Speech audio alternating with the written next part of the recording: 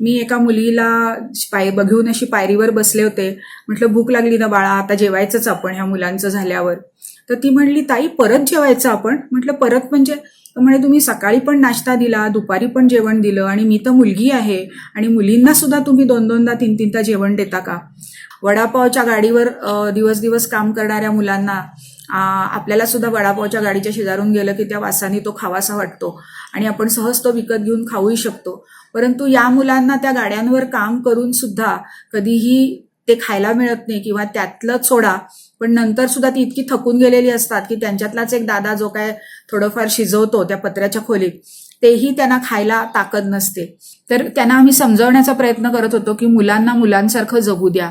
तर तिथे ज्या बायका आणि पुरुष होते, तर त्यांना तो कॉन्सेप्टच कळत नव्हता. तर त्यांना आता कॉन्सेप्ट कळावा म्हणून मी उदाहरण वापरलं की तिथेच काही खेळणी अशी कुठे काही खेळणी दिसत नव्हती. तर मी म्हटलं, चला बॉल तर तुम्हाला सगळ्यांना माहिती आहे, असा मी एक सहज शब्द केला. वो क्या होता है दीदी? तर म्हटलं, अरे बॉल नाही माहिती, ऐसा गोल गोल होता है. तर असं आम्ही बोलत असताना काही केल्या त्या मुलांना समजत नव्हतं, किंवा त्या मोठ्यांना समजत नव्हतं की खेळ म्हणजे काय, खेळ वस्तू म्हणजे काय. त्यामुळे एक माणूस त्यातल्या त्यात थोडासा सुशिक्षित त्यांच्यातला ते ऐकत होता, आणि तो म्हणाला, दीदी आप क्या समझा रही हो, इनको बम मालूम है, बॉल नहीं मालूम. देवराया अंत तपाहू प्राण हा सर्वथा जाऊ पाहे नको देवराया अंत तपाहू प्राण हा सर्वथा जाऊ पाहे नको देवराया.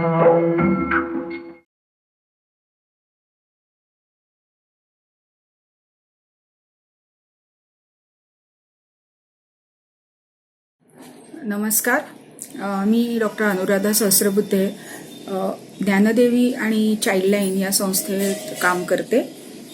ज्ञानदेवी ही वंचित मुलांच्या मध्ये सर्वांगीण विकासाचं काम करते. तर चाइल्डलाईन ही आपल्याला माहीतच आहे की ही एक अडचणीत सापडलेल्या मुलांसाठी 24 तास चालणारी हेल्पलाईन आहे. नंबर आहे 1098, आणि या नंबरवर आपण फोन केल्यावर कोणत्याही प्रकारची मदत मुलांना मिळू शकते. आजचा आपला विषय आहे वंचित मूल म्हणजे काय, किंवा वंचित मूल कोणाला म्हणायचं.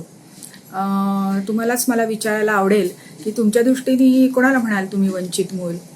एक क्षणभर विचार करूया. आपल्याला प्रत्यक्ष बोलता येत नाही आहे, परंतु आत्ता थोडासा आपल्या मेंदूला ट्रिगर म्हणून मी हा प्रश्न विचारलाय. तर थोडा एक विचार करा सेकंदभर की आपण नेमकं वंचित कुणाला म्हणतो. एक गोष्ट सांगितली जाते. एक राजकन्या होती, आणि तिने राजवाड्याबाहेर फिरताना एकदा काही भुकेली लोकं पाहिली, गरीब लोकं पाहिली. तर ती का असं अन्न मागतायत किंवा का रडतायत असं विचारल्यावर तिला उत्तर मिळालं की ते भुकेले आहेत, त्यांना अन्न मिळत नाही, त्यांना भाकरी मिळत नाही. तर त्या राजकन्यानी पटकन सांगितलं, हत्तीच्या मग केक द्या की त्यांना. त्यामुळे आपल्या दृष्टीने कोणाला वंचित म्हणायचं हा खरंच विचार करण्यासारखा मुद्दा आहे. सर्व सुखी सुविधा म्हणजे तरी काय? कारण तुम्हाला जे सुख वाटतं ते कदाचित मला वाटणार नाही, आणि एकाच्या दृष्टीने जे खूप असतं ते दुसऱ्याच्या दृष्टीने जेमतेम किंवा अपुरं असतं. एक वेळचं जेवण मिळणं हे सुद्धा खूप असणारे लोक आहेत, किंवा ताटात सर्व जेवण असणं हे सुद्धा खूप मानणारे लोक आहेत. गंमतशाळेत काम करताना, आमच्या ज्ञानदेवीच्या ज्या गंमतशाळा आहेत त्यात काम करतानाचा एक अनुभव इथे मला सांगावासा वाटेल की आम्ही एकदा ट्रिपला गेलो होतो, आणि राहती ट्रिप होती, त्यामुळे सर्व जेवणाची वगैरे व्यवस्था केली होती. पण जागा अपुरी असल्यामुळे मुलगे आणि मुली अशा पाळीपाळीनी जेवत होत्या. कधी मुलींना आधी तर कधी मुलग्यांना आधी. तर मुलग्यांची टर्न होती, मुलगे सगळे जेवायला बसले होते. मी एका मुलीला बघून अशी पायरीवर बसले होते. म्हटलं, भूक लागली ना बाळा, आता जेवायचंच आपण ह्या मुलांचं झाल्यावर. तर ती म्हणली, ताई परत जेवायचं आपण. म्हटलं, परत म्हणजे? म्हणे, तुम्ही सकाळी पण नाश्ता दिला, दुपारी पण जेवण दिलं, आणि मी तर मुलगी आहे, आणि मुलींना सुद्धा तुम्ही 2-2दा 3-3दा जेवण देता का? म्हणजे हे वंचितपण, तिला वंचितपणच समजलेलं नाहीये की आपण मुलगी आहोत म्हणून आपल्याला दुजाभाव करून जेवण दिलं जात नाहीये. तर असेही वंचित असतात. तर पैशानी कमतरता म्हणजे वंचित, का समाधान नाही म्हणजे वंचित, कशाला वंचित म्हणायचं, हा थोडासा फिलॉसॉफिकल म्हणावा असा जरी प्रश्न असला तरी त्याचे प्रॅक्टिकल अँगल्स खूप आहेत.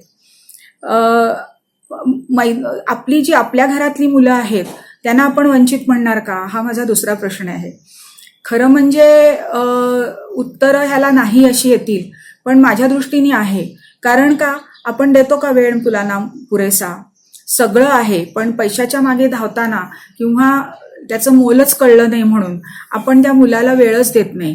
याच्या इतकं वंचित पण दुसरं नाही. मग ते गरिबाचं मूल असो किंवा आपलं मूल असो किंवा अतिश्रीमंतांचं मूल असो, आई वडील जर मुलाला वेळ देत नसले तर हाही एक वंचितपणाच आहे, ज्याचे खूप खूप तोटे आयुष्यभरासाठी त्या मुलाला भोगावे लागतात, सहन करावे लागतात. तर मुद्दा इथे असा आहे की जे मुलाला मिळालं पाहिजे ते नाही मिळत आहे. म्हणजे जे मुलाचे हक्क आहेत, जे त्या प्रत्येक बाळाला जन्माला आल्यापासून मिळायला पाहिजे ते मिळत नाही, तर ह्याला आपण वंचित असं म्हणायचं का, हा एक विचार करण्यासारखा विषय आहे. आणि हा मी आपल्याला स्वतःच विचार करा म्हणून एक आव्हान देत आहे. मुलांचे हक्क आहेत हे कायद्याने दिलेले आहेत. युनायटेड नेशन्स ही जी संघटना आहे, जागतिक संघटना, त्यांनी मुलांची होणारी गळचेपी, मुलांना होणारा त्रास या सगळ्याचा विचार करून एक बालहक्काचा जाहीरनामा प्रस्तुत केला होता आणि ज्याला अनेक देशांनी स्वाक्षरी करून मान्यता दिलेली आहे. अनेक प्रगत देशांनी ह्याला मान्यता दिली नाही, परंतु भारतासारख्या देशांनी मात्र अगदी ताबडतोब त्याला मान्यता दिली. आणि मान्यता दिली म्हणजेच त्याचा अर्थ असा होतो की त्या दृष्टीने सुविधा करण्याचे बंधन आपण आपल्यावर घालून घेतलं. मग हे हक्क काय आहेत, तर मुलाला प्रथमतः जन्माचा हक्क आहे. इथपासनं वंचित पण सुरू होतं, कारण कित्येक मुलं आपण गर्भात मारतो, मुलगी आहे म्हणून मानतो किंवा ॲक्सिडेंटली गर्भ राहिला आणि आता ते मला बाळ नको आहे म्हणून आपण ते मारतो. तर तिथपासून ते हक्क दिलेले आहेत. ते जगायचं असलं तर आईची प्रकृतीसुद्धा चांगली लागते, त्यामुळे आईची काळजी घेणं, नाहीतर त्या मुलालाच ते वंचित पण त्याच्याकडे जातं.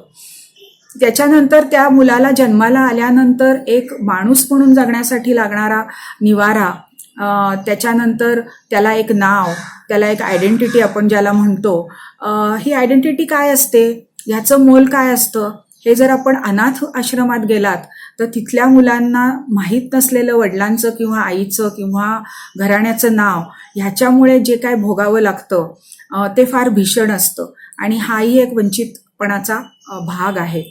ते काय असतं, तर जर तुम्हाला नावच नसलं, तुम्ही कोणाचे कोण माहीत नसलात ना, तुम्हाला तुमची हेरिडिटी माहीत असते, म्हणजे पुढे मागे जर तुम्हाला काही आजार झाले वगैरे तर त्यासाठी लागणारी जी मेडिकल हिस्ट्री असते घराण्याची ती सुद्धा माहीत नसते, पण तो कंट्रोलच्या बाहेरचा भाग आहे.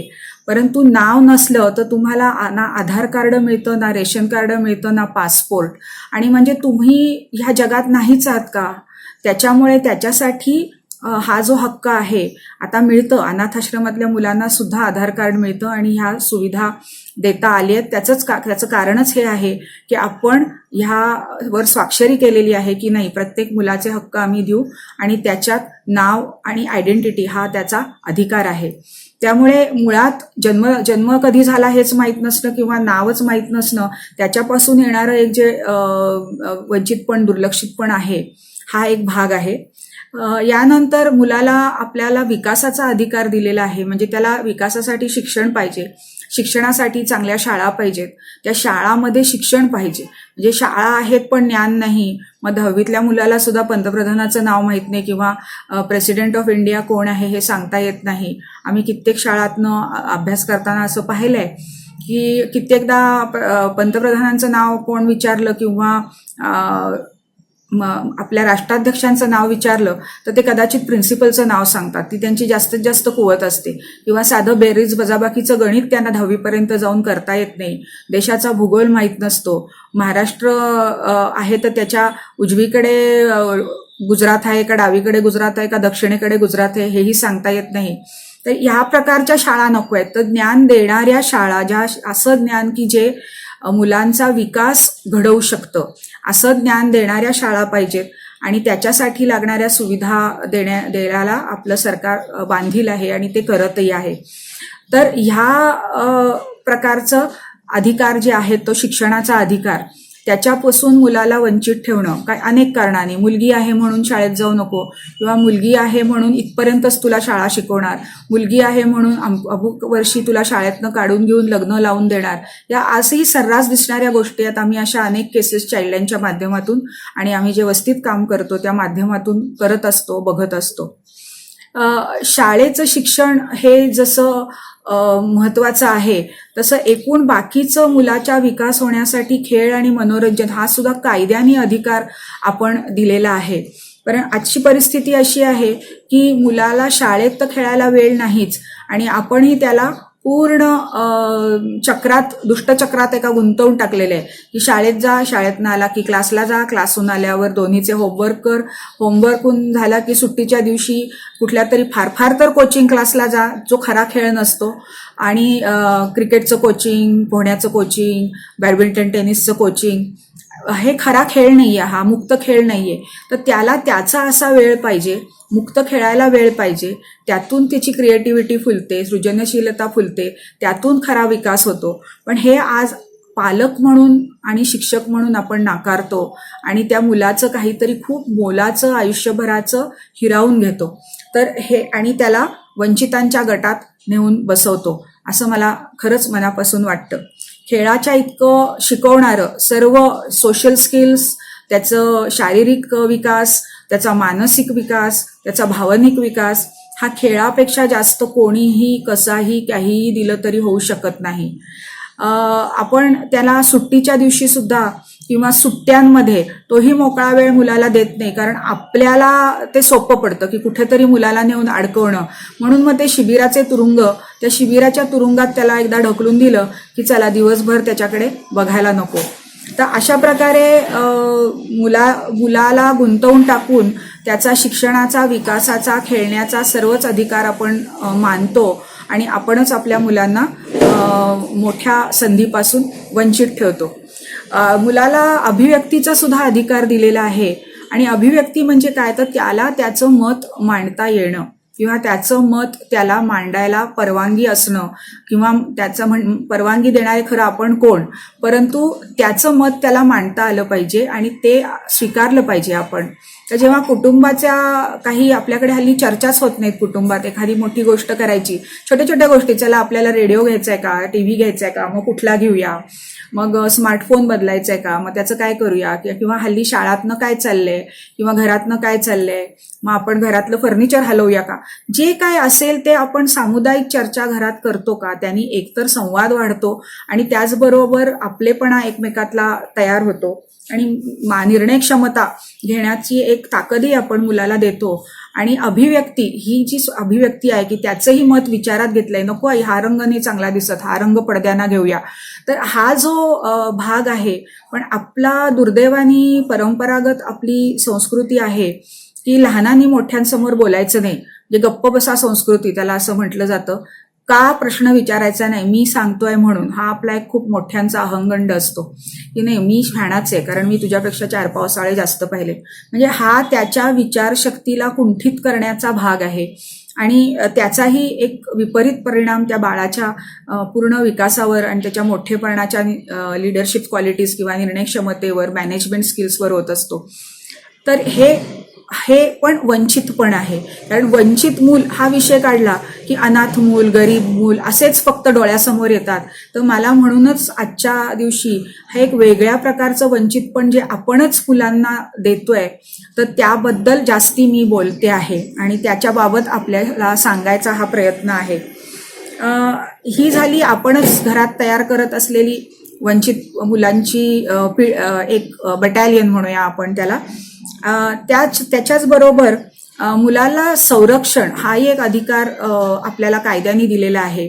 या युनायटेड नेशन कन्व्हेन्शनच्या चार्टरमध्ये तर तो आहेच आणि तोच कायद्यात परिवर्तित झालेला आहे.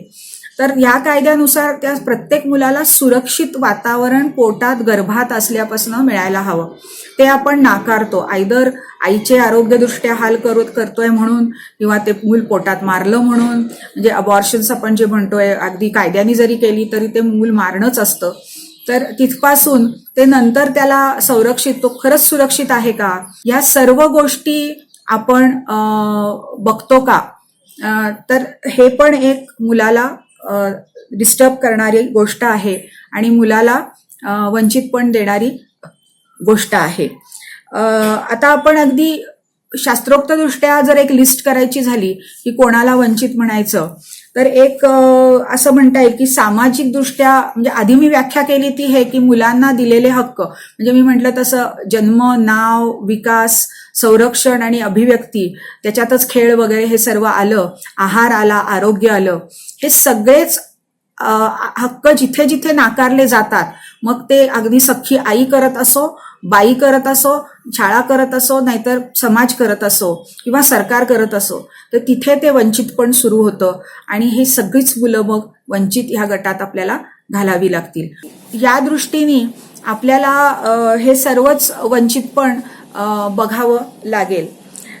लिस्ट करायची म्हटलं तर एक सामाजिकदृष्ट्या दुर्बल घटकातील मूल हे पण एक वंचित मुलांचा प्रकार म्हणता येईल. कसं तर सामाजिकदृष्ट्या मागास समाजात जन्माला आल्यामुळे काही कॉम्प्लेक्सेस या मुलांच्यात येतात. जसं आम्ही गंमत शाळा मुळात सुरू केल्या ते ह्याच कारणाने सुरू केल्या, कारण ही जी सामाजिक आणि आर्थिकदृष्ट्या काय म्हणायचं असक्षम गटातली मुलं आहेत, तर त्याच्या आईबापांच्यातच एक प्रकारचा न्यूनगंड आढळून येतो. आणि तो न्यूनगंड असा असतो की नाही, आमची मुलं मग सगळ्या इतर मुलांपेक्षा कमीच आहेत आणि त्याच्यामुळे त्यांची काही फारशी प्रगती होणार नाही, काही अपेक्षाच नाही. हा न्यूनगंड जर छोट्या त्या मुलांच्यात गेला, परावर्तित झाला पिढी दर पिढी, तर होतं काय, त्या स्वतःला न्यूनगंड असतो, त्यामुळे त्यांना अजिबात अस्मिता नसते, आत्मविश्वास नसतो आणि तो नाही म्हणून काही माझं आयुष्य सुधारण्यासाठी किंवा मी काही ॲम्बिशन बाळगीन अशी परिस्थिती नसते. त्यामुळे शाळेत गेलं तर गेलं, गळलं तर गळलं, घरी कुणाला पडलेली नाहीये आणि मग आयुष्य वाऱ्यावर जातं. कारण रोल मॉडेल्स जे आपल्या आसपास असतात, कोणीतरी बिड्या फुंकणारं, दारू पिणारे मोठे दादा असतात, मोठे वडील वगैरे असतात, मग त्यांच्याच मार्गाने आम्ही पण जातो. मग त्याच्यातून बालकामगार वृत्ती येते, मग त्यांचे एक वेगळेच प्रश्न आहेत आणि त्यांना होणारे त्रास हे खूपच वेगळे आहेत. कित्येकदा हे बालकामगार तर जी खूप आपल्या भागातली बिमारू राज्य अशी जी म्हणता येतील, तर त्या राज्यांमधून इथे महाराष्ट्रासारख्या राज्यांमध्ये, विशेषतः मुंबई पुण्यासारख्या शहरांमध्ये खूप आणली जातात आणि ती एक प्रकारची वेठबिगारीवर आणली जातात की वर्षाची काही पैसे, अगदी थोडे 2,000 3,000 असे आईवडिलांना दिले जातात आणि मग ती मुलं इथे आणून आपल्याकडे गॅरेजेस असतील, हॉटेल्स असतील किंवा काही भंगार वेचणं असेल, अशा कुठल्याही कामावर ती लावली जातात. ती अगदी वाईट परिस्थितीत त्यांना ठेवलं जातं. कुठेतरी एखादी पत्र्याची खोली असते, त्यात 14-15 मुलं राहत असतात, त्याला व्हेंटिलेशन नसतं. दिवसाकाठी केव्हा तरी एकदा बशीभर भात किंवा 2 पोळ्या मिळतात. आणि हे मी काही हरसे सांगत नाही, तर प्रत्यक्ष अशा मुलांना मी सोडवलंय, त्यांच्याशी बोललोय आणि सगळ्यात ती भुकेली असतात, ती म्हणजे मायेची भुकेली असतात. त्यांना कोणीतरी पाठीवर हात ठेवणारं, कुठेतरी जाऊन मिठी मारता येईल असं, जवळ घेईल असं कोणीतरी हवं असतं आणि ते भेटत नसतं. हे आम्ही अगदी दररोज म्हटलं तरी अनुभवतो. ह्या मुलांना सोडवायला जातो तेव्हा वडापावच्या गाडीवर दिवस दिवस काम करणाऱ्या मुलांना आपल्याला सुद्धा वडापावच्या गाडीच्या शेजारून गेलं की त्या वासाने तो खावासा वाटतो आणि आपण सहज तो विकत घेऊन खाऊही शकतो. परंतु या मुलांना त्या गाड्यांवर काम करून सुद्धा कधीही ते खायला मिळत नाही किंवा त्यातलंच सोडा, पण नंतर सुद्धा ती इतकी थकून गेलेली असतात की त्यांच्यातलाच एक दादा जो काय थोडंफार शिजवतो त्या पत्र्याच्या खोलीत, तेही त्यांना खायला ताकद नसते. आणि अशी ही मुलं अगदी दिरागसत्व हरवलेली आणि चेहरा भकास झालेली अशी जगत असतात. त्यांचा जो तो आणणारा माणूस असतो किंवा मालक असतो, तो मारहाणी करत असतो, लैंगिक शोषणही त्यांचं होत असतं. म्हणजे आपल्याला धक्का बसेल, परंतु असंही होतं की ती मुलं भाड्याने दिली जातात लैंगिक शोषणासाठी, कारण एकदा ती वेठबिगारीवर आणलेली असतात आणि मग मालक वाटेल तसा त्यांचा वापर करत असतो आणि कोणत्याही प्रकारे कुठेही मदत मिळेल ही त्यांना माहिती नसतं. तर प्रोटेक्शनचा आपण अधिकार सांगितला, सुरक्षेचा अधिकार सांगितला, तर सुरक्षेसाठी खूप गोष्टी आता गव्हर्नमेंटनी केलेल्या आहेत. जे ऍक्ट आहे, म्हणजे बालन्याय आहे, अधिनियम आहे, तर त्याच्या अंतर्गत बालकल्याण समिती आहेत, बालन्याय मंडळ आहे, स्पेशल पोलीस पथक आहे, चाइल्डलाईन सारख्या संस्था आहेत, DCPO आहे, पण त्यांच्यापर्यंत पोचायचं किंवा त्यांचं अस्तित्वच या मुलांना माहीत नसतं. तर त्याच्यामुळे मदत कुठे मागणार? आई तर खूप लांब राहिली. मग कित्येकदा ती पोरं आमच्यासारखे जर चुकून त्यांना आम्हाला कळलं अशा केसेस आणि भेटायला गेलो तर आम्हालाच आई म्हणून गळ्यात पडतात. तर इतकं त्यांची ते वंचितपण असतं की साध्या प्रेमाच्या एका हातासाठी किंवा स्पर्शासाठी सुद्धा ती आसुसलेली असतात आणि बाकी सर्व दृष्टीने त्यांचं बालपण मारलं गेलेलं असतं. याबद्दल तर वादच नाही.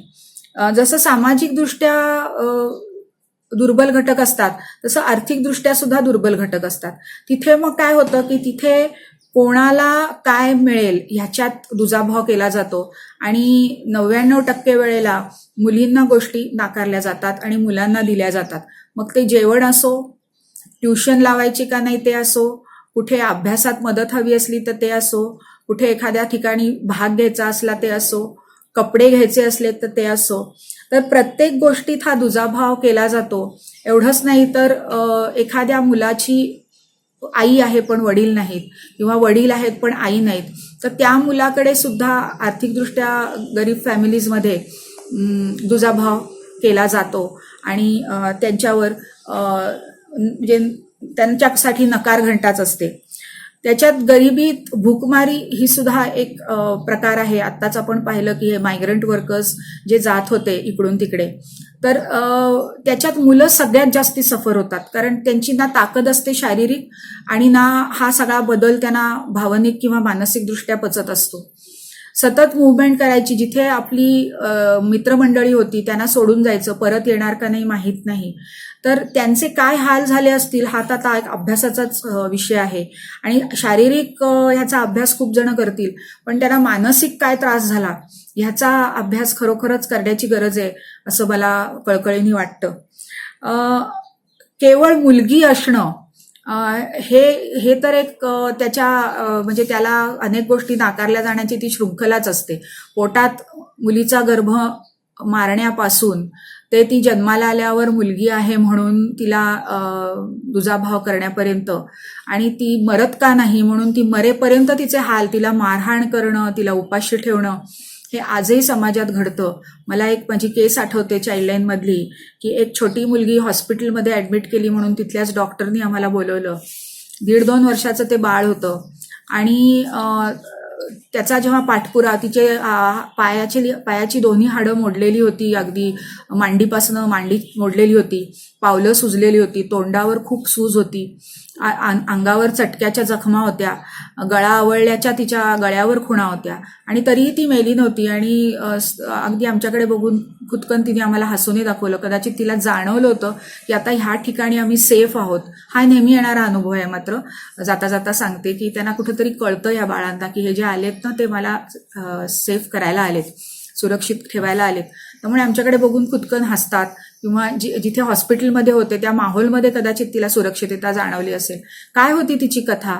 तर ती गर्भात मुलगी आहे हे इल्लिगल सोनोग्राफी करून त्या आईवडिलांना कळलं होतं. आईपेक्षा वडील आणि घरातली आजी आणि आत्या आणि आजोबा ह्यांना कळलं होतं. त्यामुळे गर्भात त्या मुलीला मारायचा खूप प्रयत्न झाला. तिच्या आधीची पण 2 बाळं तिच्या आईची अशी गर्भात मारली गेली होती. त्यामुळे ह्या वेळेला आईने काय केलं की तिला गर्भ राहिल्यावर तिने सांगितलंच नाही 6-7 महिने होईपर्यंत. आणि मग 6-7 महिन्यानंतर गर्भपात करणं शक्य नव्हतं. त्यामुळे ते मूल जन्माला आलं.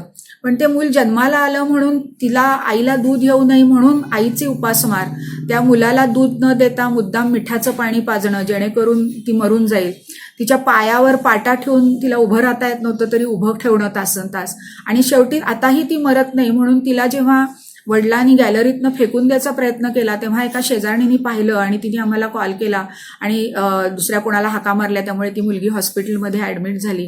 तिच्या आईने प्रचंड मारहाण सहन करून त्या मुलीला वाचवली होती. परंतु तिची ही एक मर्यादा होती अशा कुटुंब पद्धतीत. तीही बाई होती, हे लक्षात घ्या. तीही बाई होती आणि अशिक्षित बाई होती.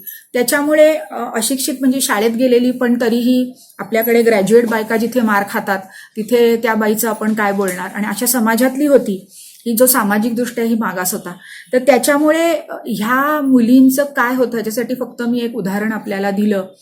तर अशा ह्या जगलेल्या मुली, मगाशीही सांगितलं की अरे मुलींनी पण दोनदा खायचं का, अशा अनेक मुली आहेत की ज्यांना मुद्दाम शिकवलं जातं की तुला बाई म्हणून जगायचं आहे, तर मोठेपणी तुला हालच काढायचे आहेत, त्यामुळे आता मारहाण खायला शिक, मारहाण पचवायला शिक, शिवीगाळ पचवायला शिक, किंवा मारीची पण सवय लावून घे. तर स्त्रीत्व असलेलं मूल हे फक्त गरीब, आर्थिक, सामाजिकदृष्ट्या घरातलं असलं तर दुजाभाव होतो असं नाही. तर आज तुम्ही आम्ही ज्या सगळ्या स्त्रिया आहोत त्याही हे पाहतोय की समाजात बलात्कार का होतात, तर ही कुठेतरी माझी प्रॉपर्टी आहे, मी काहीही करू शकतो, ही वापरायची वस्तू आहे, अशा भाषेत पुरुष बोलतात. आणि म्हणून स्त्रीत्व असलेलं मूल हाच एक वंचितत्वाचा शिक्का आहे असं मला कुठेतरी म्हणावं असं वाटतं.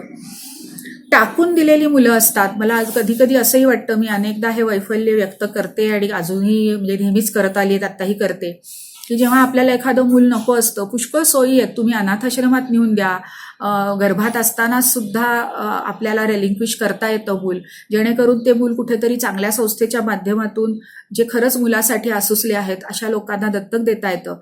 परंतु ही मुलं टाकून देतात, ती सुद्धा संडासात किंवा कचऱ्याच्या पेटीत.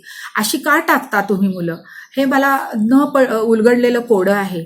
असे अनेक पाळणे केलेले आहेत अनाथाश्रमांच्या बाहेर की जिथे तुम्ही जाऊन ते मूल टाकू शकता, पण कुठेतरी झाडाझुडपात टाकून द्यायचं. तेही नाही तर संडास हा काही जागा आहे, ते सुद्धा सार्वजनिक संडास, ही काय जागा आहे का मूल टाकून द्यायची, आणि ते नवीन जन्मलेलं बाळ असतं. तर गंमत म्हणजे ही जी बाळं टाकलेली असतात ती जेव्हा सापडतात तेव्हा मात्र छान नव्या कोऱ्या कपड्यात लपटलेली, कधी त्यांच्याबरोबर दुधाची पण बाटली असते, औषधाचा कागद असतो. हे म्हणजे त्या आईचं दुर्दैव म्हणूनच तिला, ती ही बाई आहे आणि ती काहीतरी भोगतीये म्हणूनच तिला हे करावं लागतं. कदाचित अनवेड मदर असेल, म्हणजे जिचं लग्न नाही झालं आणि फसलेली एखादी मुलगी असेल, किंवा तिलाच समाजात उभं राहायचं उद्या तर ते मुलासकट ती जगू शकणार नसेल, किंवा नको असलेलं मूल असेल. पण काही झालं तरी अशी मुलं जी आहेत ती तिथपासून त्यांना एक जो धक्का बसलेला असतो, त्याच्यानंतर ती अनाथाश्रमात टाकली जातात, किंवा अनाथ मूल, त्याबद्दल मी आधीच बोललीये, नाव नसण्यापासून त्यांना ते प्रॉब्लेम्स आहेत. अनाथाश्रमांची काही अनाथाश्रम अतिशय सुंदर आहेत, घरी काय तुम्हाला माया मिळेल अशी माया तिथे मिळते, अशी काळजी घेतली जाते.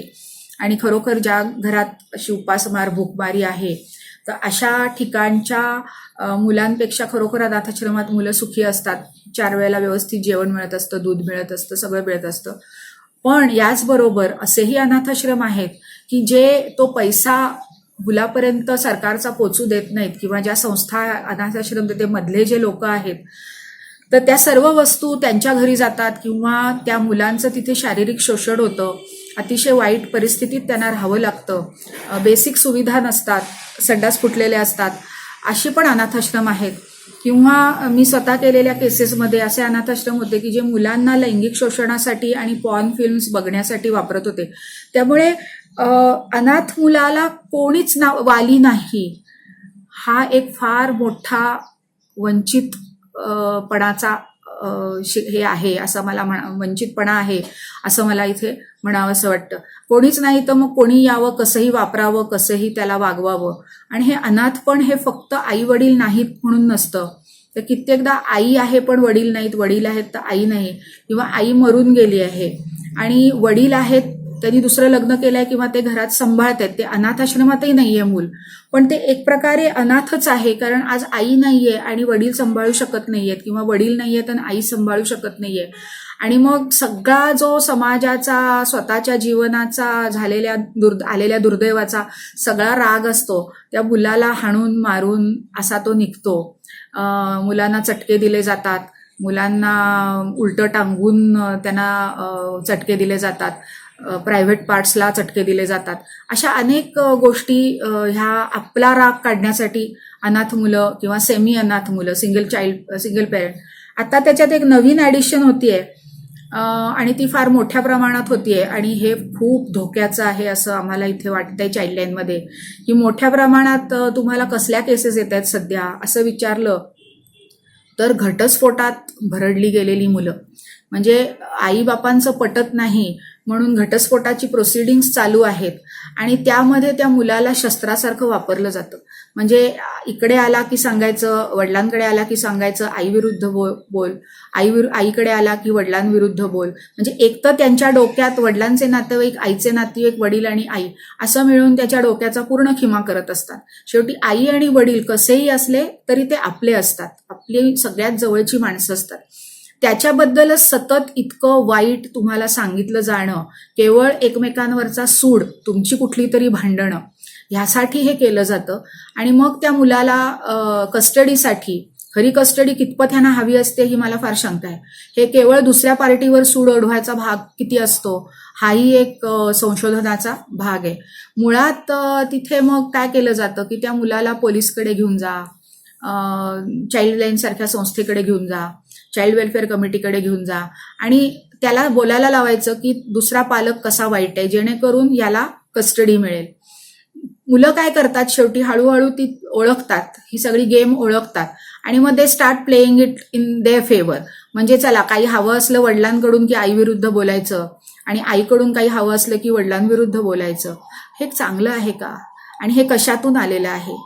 तर हे मोठे लोक जे आपली भांडणं सोडवायला मुलांचा वापर करत आहेत, तर त्याच्यातून त्यांचं मूलपण हरवतंय, त्यांचं मूलपण चोरलं जातंय, मूलपण काढून घेतलं जातंय, त्यांचं निरागसत्व संपतंय.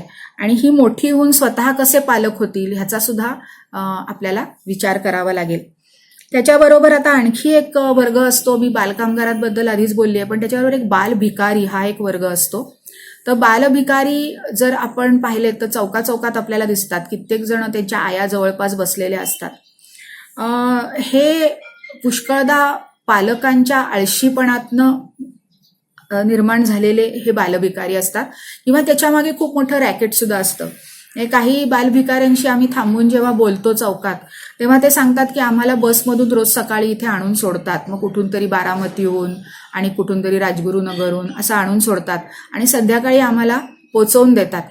तर हे बालभिकारी फोफावतात कारण तुम्ही आम्ही त्यांना अरेच्या बिचारा करून त्यांना आपण काहीतरी देतो. मध्ये एक व्हॉट्सॲप आणि फेसबुकवर खूप फिरत होतं आणि मी एकटी त्याला मला वाटतं विरोध करणारी होते की आम्ही कसे शहाणे हे सांगण्यासाठी, पण आम्ही कसे कनवाळू हे सांगण्याच्या प्रयत्नात. आणि खरंच असतील ते, त्यांच्या भावनेबद्दल आदर आहे नितांत, पण ते असं म्हणायचे की आम्ही भीक नाही देत, पण ह्या मुलांना आम्ही गाडीत बिस्किटाचे पुडे ठेवतो आणि ती मुलं दिसली की आम्ही ते बिस्किटाचे पुडे मुलांना देतो. यातलं वास्तव असं आहे की ह्या मुलांशी आम्ही प्रत्यक्ष बोलतो आणि त्यांच्याबरोबर काम करतो, तर त्यांना ती बिस्किटं अजिबात आवडत नाहीत. किती खायची, खाऊन खाऊन किती खाणार मुलं बिस्किटं.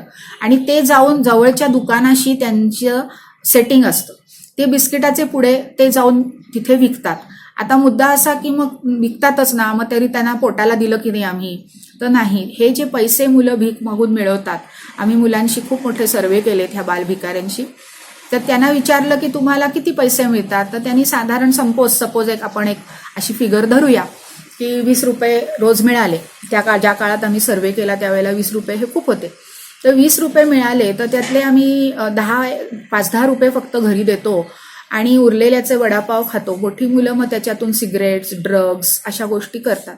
मग आपण या बालभिकाऱ्यांना, या कनवाळू लोकांना मला सांगावंसं वाटतं की आपण बालभिकाऱ्यांना मदत करत नाहीये, उलटं त्या बालभिकाऱ्यांना पोलिसांना सांगून उचलणं आणि त्यांना रिहॅबिलिटेशनमध्ये टाकणं हाच त्याचा मार्ग आहे. आणि पालकांना सुद्धा कायद्यानुसार हा गुन्हा आहे, त्यांना अटक होऊ शकते की मुलांना भिकेला लावण्याबद्दल.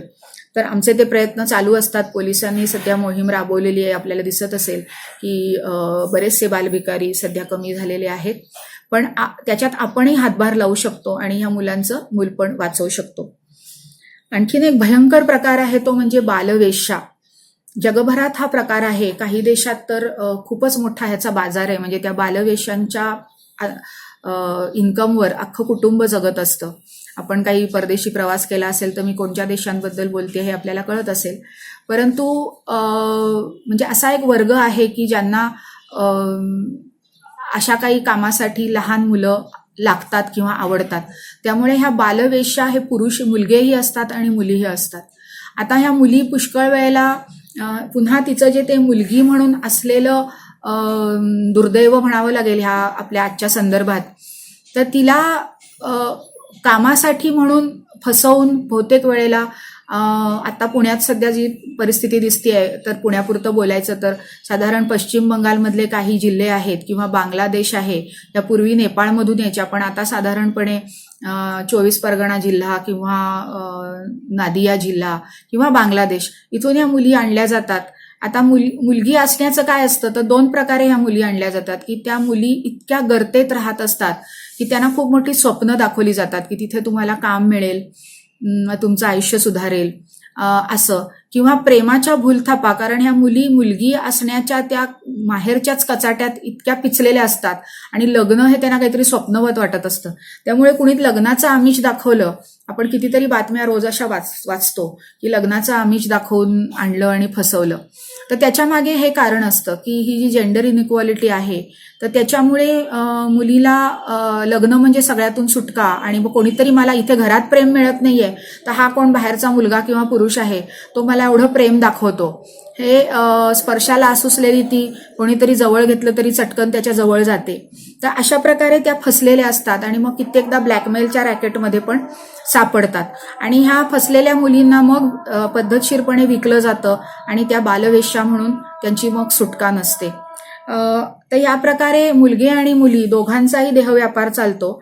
त्याबरोबर बालकामगारांच्या बद्दल बोलताना आणखी एक प्रकार आहे की घरगुती बालकामगार, म्हणजे घरकाम करण्यासाठी विशेषतः उत्तर हिंदुस्थानातल्या ज्या सरकारी फॅमिलीज इथे येतात बदलीवर किंवा नोकरीसाठी, तर त्यांना असं वाटत असतं की प्रघातच आहे आपल्या घरात एखादी मुलगी कामाला ठेवणं किंवा मूल सांभाळायला ठेवणं, पण तिच्या मूलपणाचं काय, आपलं मूल छान वाढतंय, खेळतंय आणि तिला त्या शाळेत जाते, आणि त्या मुलीचं किंवा त्या मुलाचं काय, घरी 18 दारिद्र्य असतं. त्या छत्तीसगड वगैरे कडून तर असं एक आता रॅकेट आम्ही मध्ये एक्सपोज केलं होतं की तिथून मुली नेल्या जातात दिल्लीला, तिथे त्याची दुकानं आहेत आणि तिथून त्या मुली पुन्हा दुसऱ्या एजंटच्या मार्फत बालकामगार म्हणून इथे येतात आणि इथे त्यांचे हालत अतिशय खराब असते. सगळ्यांचं जेवण त्या बनवतात, पण त्यांना जेवायला एक वेळ मिळतं, राहायला कुठेतरी गॅलरीत पावसा पाण्याचं त्यांना झोपावं लागतं, साधं जेवायला ताट सुद्धा दिलेलं नसतं आणि मारहाण होते. असं खूप गोष्टी आहेत. अशा मुलं आम्ही सोडवलेत, मुलगे घरकाम करणारे, की ज्यांना लिटरली सिगरेटचे चटके त्यांच्या अंगावर होते. ही कुठली विकृती आपल्या समाजात आहे माहित नाही, परंतु ही त्यांना त्यांची घरं शोधणं हे सुद्धा खूप मुश्किल होतं, कारण ती 2-3 ठिकाणच्या सेंटर्सवरून प्रवास करत आलेले असतात. कहाँ से आई, दिल्ली से आई, दिल्लीला विचारलं तर कलकत्ता से आई, कलकत्ता से बोलते तो छत्तीसगड से आई. म्हणजे तिथून आम्ही आमचं चाइल्डलाईनचं खूप देशभर जाळं आहे. पुष्कळ आम्ही प्रयत्न करतो की त्या ठिकाणच्या चाइल्डलाईन्सच्या मार्फत त्यांची घरं शोधणं, पण हेही वास्तव आम्ही एनजीओजनी स्वीकारलंय की जरी तिथे त्यांना पोचवलं तरी आज पुण्यातनं सोडवलेली मुलगी उद्या तुम्हाला कदाचित दिल्लीच्या बाजारात सापडेल आणि दिल्लीच्या बाजारातनं तिथल्या एनजीओनी सोडवलेली मुलगी कदाचित तुम्हाला कलकत्त्याच्या बाजारात सापडेल, कानपूरच्या बाजारात सापडेल. अशा प्रकारे एकदा ह्याच्यात आलं की त्या मुलींची पूर्ण सुटका आणि पुनर्वसन हे खूप अवघड असतं, हे वास्तव आहे. म्हणून मुळातच ती त्या मार्गाला कशी जाणार नाही हे बघणं फार महत्वाचं असतं. शिक्षणापासून वंचित राहणारी मुलं आहेत अनेक कारणाने, की घरी कमावणारं कोणी नाही म्हणून कामाला लागली आणि मग एकदा शाळा सुटली की परत जॉईन करण्याचा आपल्या शाळात एवढं अट्रॅक्टिव्ह काहीच नाहीये की मला परत शाळेत जावं असं वाटावं. परंतु शिक्षणापासून नापास होतात मुलं आणि तीही गळतात. मुलगी आहे म्हणून शिक्षणापासून वंचित राहते. शाळा खूप दूर आहे म्हणून आपला नियम आहे खरं म्हणजे शिक्षणाच्या हक्काखाली की अमुक 1 किलोमीटरच्या अंतरावरच प्रत्येक मुलाला शाळा मिळाली पाहिजे. परंतु अगदी पुण्याजवळच्या खेडेगावातलं दृश्य मी तुम्हाला सांगते. भरपूर शेती, पण शेतीतच घरं बांधण्याची पद्धत, आणि मग पावसाळ्यात वगैरे काय होतं की गावात शाळा, अगदी चालण्याच्या अंतरावर शाळा, घरात मोटरसायकल आहे, घरात ट्रॅक्टर आहे, सगळं आहे, परंतु या चिखला पाण्यातनं वाऱ्या वादळाचं जाणार कोण शाळेत? आणि मग शाळा बुडली की पुन्हा गॅप जी पडते ती भरून काढणं खूप अवघड असतं आणि मग ती जी शाळा सुटते ती सुटतेच. अशी मी अनेक खेडेगावातल्या अगदी पाटलाची पोरं सुद्धा पाहिलेली आहेत, अजूनही पाहते. परंतु मग आपल्याला काय सुविधा करायला हव्यात ह्याचा विचार कुठेतरी करावा लागेल.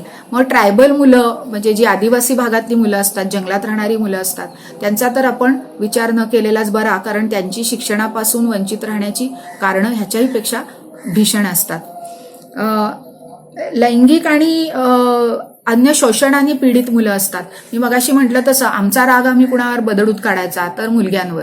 म्हणजे एक आपली पारंपरिक गोष्ट आहे आणि सातत्याने आपण अनेक प्रशिक्षणातनं ती ऐकली पण असेल की ऑफिसमध्ये कामाचा ताण आला, त्रास झाला म्हणून नवरा राग कुणावर काढतो, तो बायकोवर.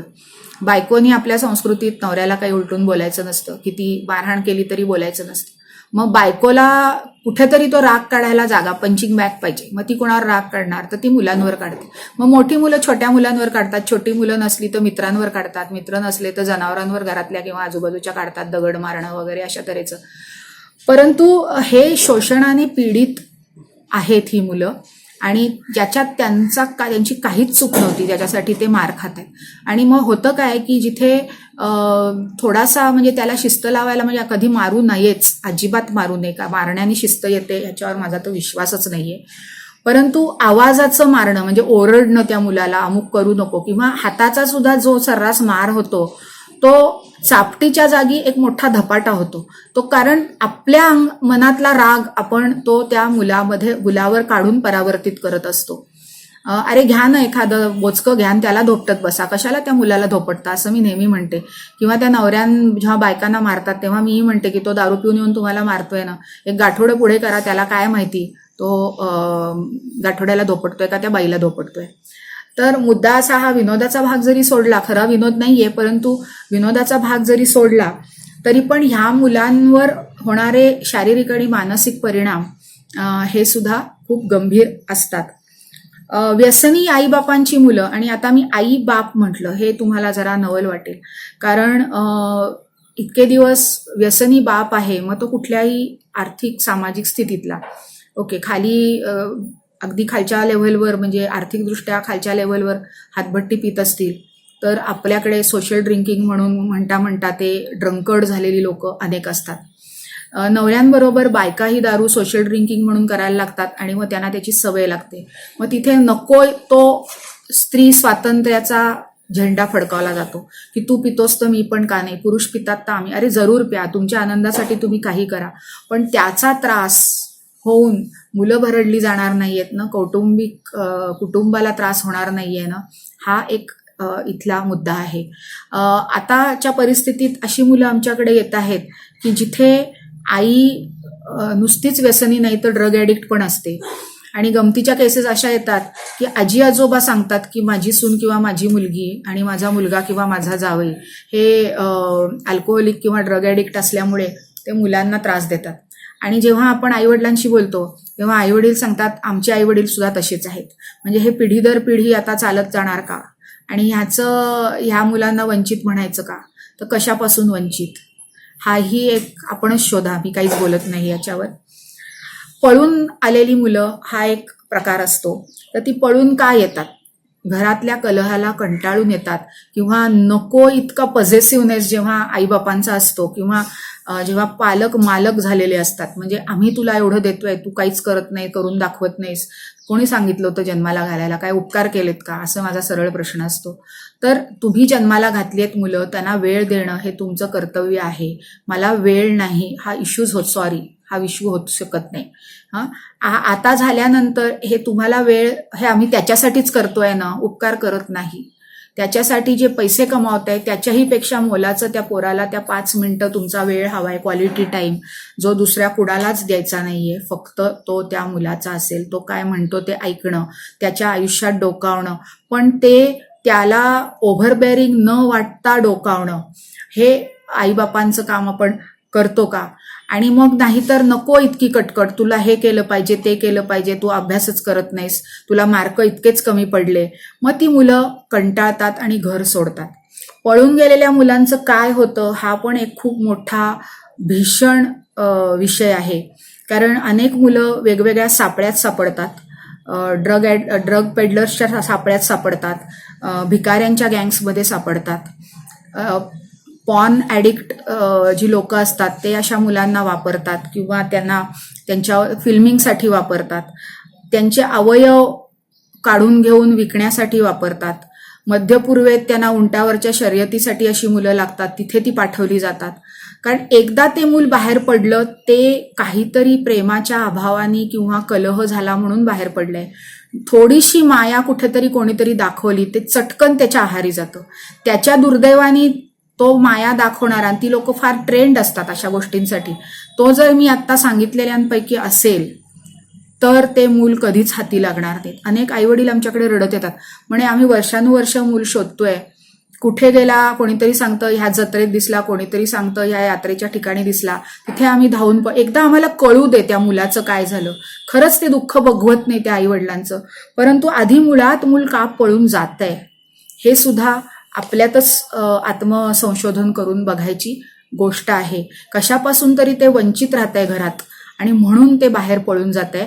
आणि मग हे ट्रॅप्स लावून, सापळे लावून बसलेले लोक आहेत, तिथे आपलं मूल जाऊ शकतं. कधीच नख सुद्धा दिसणार नाही कदाचित. मुली आणखी वाईट ह्याच्यात सापडू शकतात.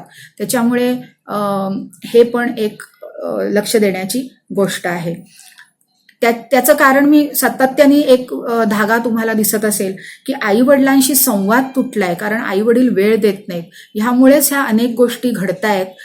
तर त्यासाठी ते किमान त्याच्यापासून आपण मुलाला वंचित ठेवत नाही ना, हे तर आपण सहज बघू शकतो. शहरामध्ये कुपोषित मुलं, आता कुपोषण हा एक खूप गमतीशीर विषय आहे बरं का. कुपोषण म्हणजे काय, असं साधारणपणे मी आहाराची प्रशिक्षणं घ्यायला जाते तेव्हा विचारते. त्याच्यामुळे मग नाही, जेवायला नाही, खायला नाही, मग अगदी जरा जास्त हुशार असतात ते म्हणतात बॅलन्स डाएट नाही. पण बॅलन्स डाएट म्हणजे काय विचारलं की काहीतरी व्हिटॅमिन्स, मिनरल्स वगैरे असं माझ्या तोंडावर फेकतात, परंतु म्हणजे काय म्हटलं की काही सांगता येत नसतं. तर तशाच प्रकारे कुपोषण म्हणजे काय हे पण पुष्कळांना सांगता येत नसतं.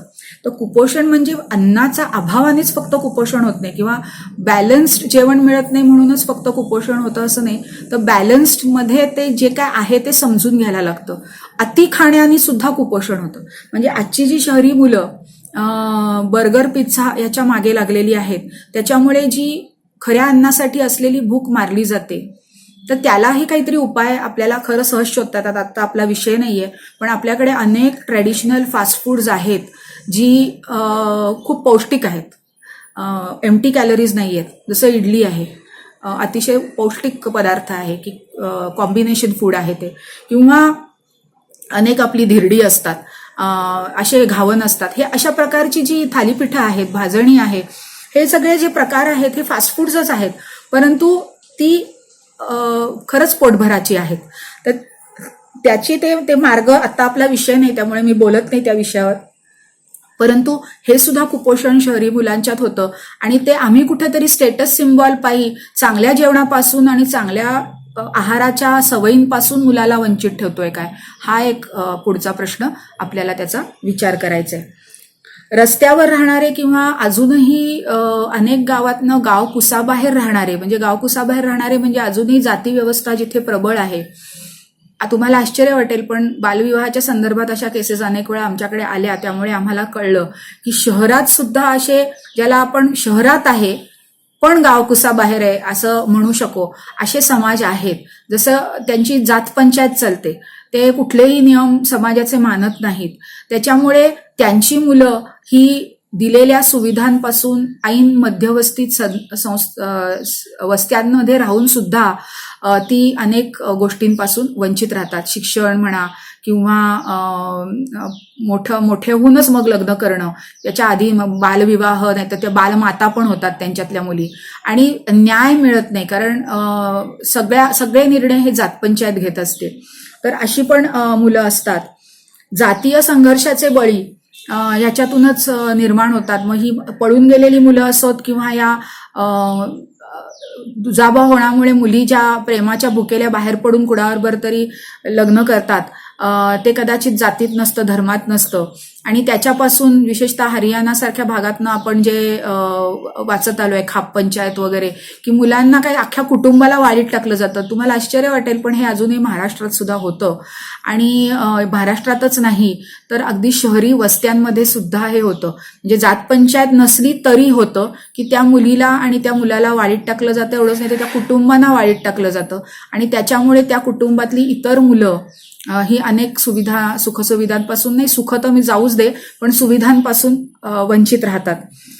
संघर्ष होतात, त्याच्यात घरातली माणसं मरतात आणि हे पिढ्यानपिढ्या संघर्ष चालू राहतात.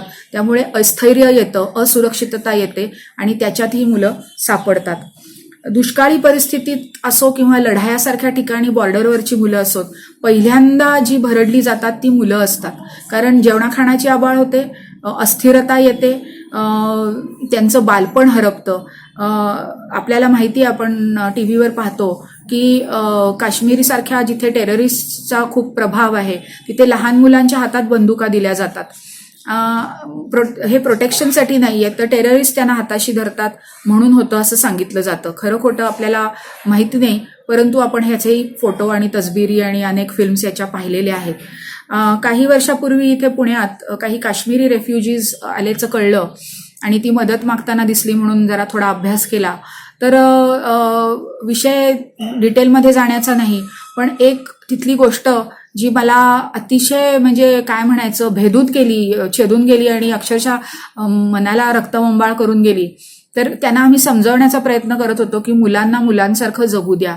तर तिथे ज्या बायका आणि पुरुष होते तर त्यांना तो कॉन्सेप्टच कळत नव्हता. तर त्यांना आता कॉन्सेप्ट कळावा म्हणून मी उदाहरण वापरलं की तिथेच काही खेळणी अशी कुठे काही खेळणी दिसत नव्हती. तर मी म्हटलं चला बॉल तर तुम्हाला सगळ्यांना माहिती आहे, असा मी एक सहज शब्द केला. वो क्या होता है दीदी? तर म्हटलं अरे बॉल नाही माहिती, ऐसा गोल गोल होता है. तर असं आम्ही बोलत असताना काही केल्या त्या मुलांना समजत नव्हतं किंवा त्या मोठ्यांना समजत नव्हतं की खेळ म्हणजे काय, खेळ वस्तू म्हणजे काय. त्यामुळे एक माणूस त्यातल्या त्यात थोडासा सुशिक्षित त्यांच्यातला ते ऐकत होता आणि तो म्हणाला दीदी आप क्या समजा रही हो, इनको बम मालूम है, बॉल नहीं मालूम. तर जन्मापासून त्यांच्या अंगणात बॉम्बच पडलेले असतात, तर त्यामुळे त्यांना तेच माहीत असतं आणि त्याच्यापासून कसं पळायचं हेच त्यांनी शिकलेलं असतं. तर ही अशा प्रकारे दुष्काळी किंवा लढाईच्या काळात भरडली जाणारी मुलं आहेत. दुष्काळात काय होतं, कुटुंबाच्या कुटुंब उठून जातात आणि मग गाव तुटलेलं असतं, समाज तुटलेला असतो आणि कुठेतरी ती वाऱ्यावर जगत असतात आणि मग जेवणाखाण्याच्या बरोबरच राहण्याचे, निवाऱ्याचे सगळेच हाल होत असतात. शाळा मागे सुटलेली असते. जसे भटक्या जमातीतली मुलं असतात किंवा आता साखर कारखान्यावर जे ऊस तोडणी कामगार असतात त्याच्यासाठी काही सुविधा पूर्वी छान केल्या गेल्या होत्या की साखर शाळा असा एक कॉन्सेप्ट होता की तुम्ही असाल तिथे शाळा, तिथलं सर्टिफिकेट दिलं जायचं की ह्या मुलांना इतकं येतंय. पुढच्या गावी गेले की त्यांना तिथपासून शिक्षण सुरू व्हायचं. दुर्दैवाने त्या साखर शाळा बंद पडल्या. असे अनेक प्रयोग करतात, पण ते प्रयोग लेव्हलला राहतात. तसं होऊ नये आणि ह्या मुलांना कुठेतरी स्थैर्य प्राप्त व्हावं, नाहीतर ती जन्मभर वंचितच राहणार आहेत. नोकरीमुळे सेपरेटेड फॅमिलीजमध्ये वाढणारी मुलं असतात, ती पण एका वेगळ्या समस्येला तोंड देत असतात. आर्मीचे काही जे फॉरवर्ड स्टेशन्स असतात आर्म फोर्सेसचे, तर तिथे त्यांना सेपरेटेड फॅमिली क्वार्टर्समध्ये वर्षानुवर्ष राहायला लागतं. म्हणजे बाप आपला जिवंत येणार आहे की नाही हे सुद्धा माहीत नसतं, ते कुठे आहेत हेही माहीत नसतं. पत्र सुद्धा सेन्सॉर होऊन जात असतात, येत असतात. आता मोबाईलच्या जमान्यात त्याच्यावर काय सेन्सॉरिंग आहे हे मला अजून माहिती नाहीये, परंतु पूर्वी जेव्हा लिखित पत्र जायची ती सगळी सेन्सॉर होऊन जायची, सेन्सॉर होऊन यायची. म्हणजे तुम्हाला प्रायव्हेट तिथे काही राहत नाही आणि तिथे आलेल्या ती कधी येतील माहिती नाही का सरळ त्या माणसाचा युनिफॉर्मच येणार आहे जो प्रतीक आहे की तो गेला. तर हे जी असुरक्षितता आहे ही आर्म फोर्सेसच्या लोकांच्या आयुष्यात नेहमीच असते आणि अशीच सेपरेटेड फॅमिली नोकरीनिमित्ताने काही लोक मुलांना एका ठिकाणी ठेवतात शिकण्यासाठी आणि मग आपण दुसरीकडे नोकरीच्या ठिकाणी राहत असतात की पुण्यासारख्या ठिकाणी शिक्षणाला चांगलं आहे म्हणून ठेवलंय आणि आता आपण कुठेतरी दुसरीकडे राहतोय किंवा परदेशी राहतोय. तर तिथे काय होतं, मग वडील समजा परदेशी असले आणि किंवा दुसऱ्या गावात असले, मग आल्यावर खूप लाड होतात त्या मुलाचे आणि मग ते मूल त्याचा गैरवापर पण करायला शिकतं, किंवा मग अरे त्याचा बाप इथे नाहीये असं करून आजी आई वगैरे नको इतके लाड करत असतात, किंवा त्याला नको त्या वस्तूंना हो म्हटलं जातं, त्यामुळे चुकीच्या सवयी सुद्धा लागू शकतात. ती मुलं काय काय नंतर इतर मुलांना त्रास देतात, ह्याच्या केसेस आम्ही अनेक करतो. तर त्याच्यामुळे एक पतंगासारखं त्यांचं वाऱ्यावर गेलेलं आयुष्य कित्येकदा होतं. सगळी मुलं असं होतं असं मला बिलकुल म्हणायचं नाहीये, पण वंचितत्वाचा आपण जेव्हा विचार करतो तेव्हा असं सेपरेट फॅमिली असणं, सेपरेटेड फॅमिली असणं, ह्याच्यात सुद्धा काय भावना मुलांना निर्माण होतात किंवा काय समस्या निर्माण होतात ते पण. किंवा अशा फॅमिलीजमध्ये काय होतं, वडील आल्यावर खूप लाड करणार आहेत, मग चला आई खूप शिस्त लावते, म्हणजे मग असं पण एक प्रकारचं द्वंद्व त्याच्या मनात आई विरुद्ध बाबा असं एक काहीतरी निर्माण होतं की काय, जे चांगलं नाहीये. तर हा पण एक भाग आहे. शालेय अन्यायांना आणि अभ्यासाचा डोक्यावर बोजा असलेला आहे एक मी शेवटी सांगेन, परंतु खूप महत्वाचा ज्वलंत असा विषय आहे की शाळेत खूप प्रकारचे अन्याय होतात. म्हणजे आजकाल तर फी वाढवली आहे, फी भरली नाहीत, आत्ताचं हे लेटेस्ट आहे, तर ती वाढवलेली फी भरली नाही तर तुम्हाला आम्ही ऑनलाईन क्लासेसचे ऍक्सेसच देणार नाही. मग त्या मुलांनी काय करायचं? किंवा वाढवलेली फी आहे तर सरळ तुम्हाला नाही ना भरायची, मग ती सरळ तुमच्या हातात TC देऊन टाकतात, ट्रान्सफर सर्टिफिकेट देऊन टाकतात. आईबापांनी कुठे जायचं? डोनेशन्स भरून त्या शाळा, आणि आईबापांनी कुठे जायचं पेक्षा त्या शाळेचा हा अन्याय आहे हे कुठेतरी त्या मुलावर ओरखाडा करणारा आहे.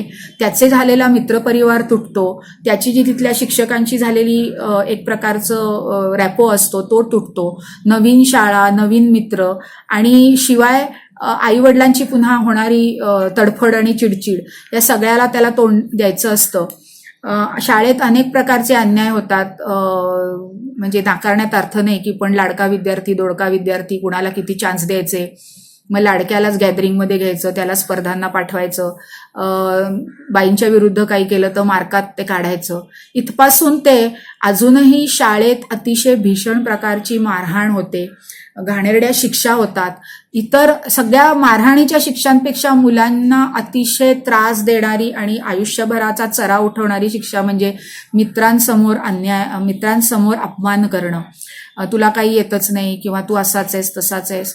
तर ह्या प्रकारे, कारण ज्या वयात पिअर ॲक्सेप्टन्स हा मित्रांच्यात स्वीकार, मित्रांमधला स्वीकार हा सगळ्यात मोलाचा असतो, त्या वयात जर मित्रांसमोर अपमान केला तर हे अतिशय त्रासदायक असतं. मग मुलं शाळेत न जाता बाहेरच फिरत राहतात. कित्येकदा आईवडिलांना खूप दिवसांनी कळतं की मूल शाळेत जातच नाहीये, मग ती कुठेतरी भरकटतात, तिथेही त्यांना सापळे लावलेले त्याच्यात सापडू शकतात. हा एक आणखी एक विषय आहे. आणि प्रचंड अभ्यासाचं डोक्यावर ओझं देणं, त्यांनी ती मुलं कंटाळून पळून तरी जातात, आत्महत्या तरी करतात, आणि कुणालाच समाधान नसतं. मी नेहमी एक गोष्ट अशा ट्रेनिंग्समध्ये सांगत असते की माझ्याकडे एका मुलीचा फोन यायचा की खूप छान मार्क तिला मिळाले होते 6माहीच्या परीक्षेत, आणि तरी पण ती म्हणली मी आता आत्महत्या करते, कारण इतके चांगले मार्क मिळाले तरी माझ्या आईला आणि शाळेतल्या बाईंना समाधान नाहीये, तुला इतके मिळाले तर तू आणखी मिळवू शकतेस. मी किती धावू म्हणली, आणि एवढं करून आई काय म्हणते तर घराण्याचं नाव निघेल, आणि बाई काय म्हणतात शाळेचं नाव निघेल, मग माझं महत्वच नाहीये म्हणाली.